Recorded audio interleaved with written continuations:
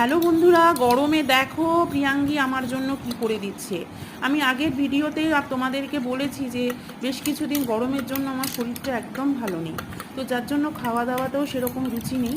তো প্রত্যেক দিন বিকেলে প্রিয়াঙ্গী আমার জন্য এই সুন্দর দইয়ের লস্যিটা করে দেয়। এটাও নিজের চেষ্টাতেই করে, আমি ওকে কিছু করতে বলি না। এই দেখো ব্যাটারের এই স্টিকটা দিয়ে ও কেমনভাবে আমার জন্য দই করছে।